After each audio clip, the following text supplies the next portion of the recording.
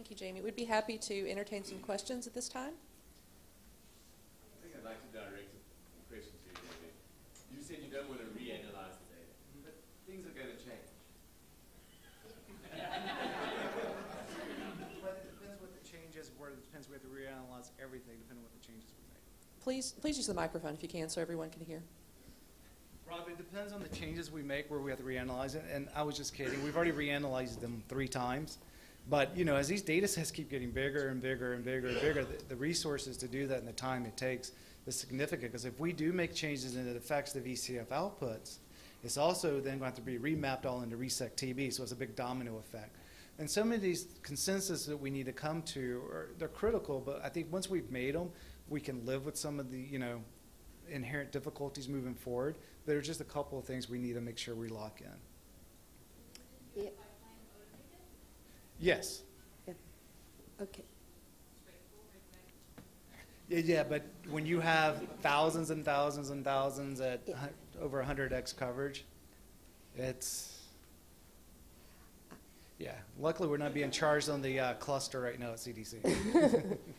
Jamie, I have a concern about the contamination from human DNA, because right now probably the majority of these isolates are coming from DNA extracted from a pure culture, maybe on solid media.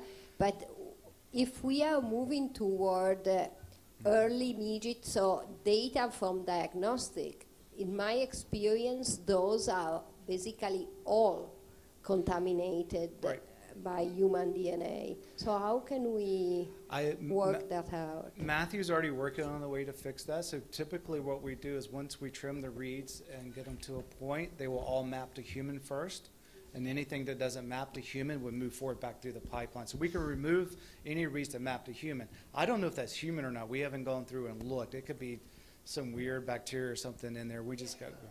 But when we get a primary diagnostic cultures, yeah, there will be human. We already know sometimes it could be 60, 80% depending on that. So we're putting that in place already now, even though it's, for what we're doing, it does not going to matter, but later it'll already be there in place. Yes. So thanks, Jamie. It's a really good update. I wonder if you could share with us what are the IT and bioinformatics requirements for what you're now holding in terms of terabytes, et cetera? Right now we're running on a cluster. I don't know how many cores we're actually using, but they basically can ramp up how much we need. So we're not running on a local machine at all. It's basically running on the cluster. We're probably getting considerable amount of cores and memory when we're wanting to crank it up. But you got to remember, we didn't do 3,000 at one time. When we'll go back and reanalyze, we will. We can always ask for more resources. And Matthew may know how many cores. Matthew, where are you? How many cores are we using right now?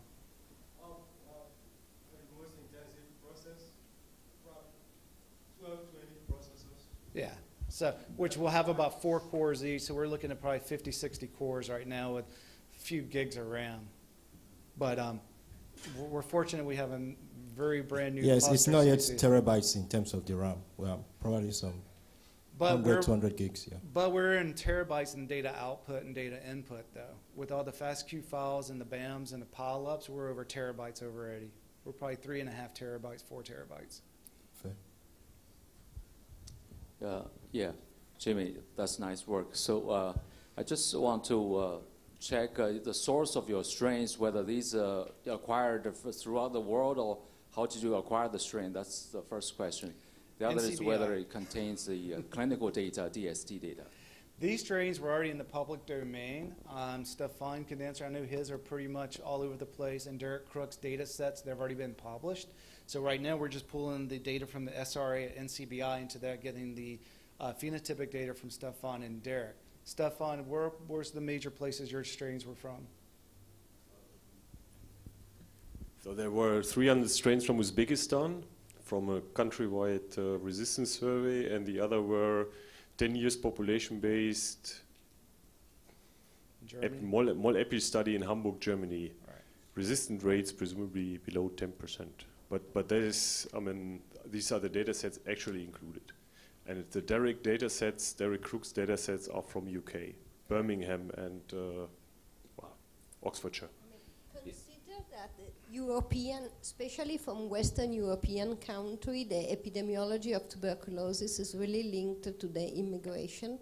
So Germany has a high number of immigrants from Eastern Europe. We have a lot of immigrants from North Africa and Central Africa, plus Eastern Europe. So we are a melting pot for different strains.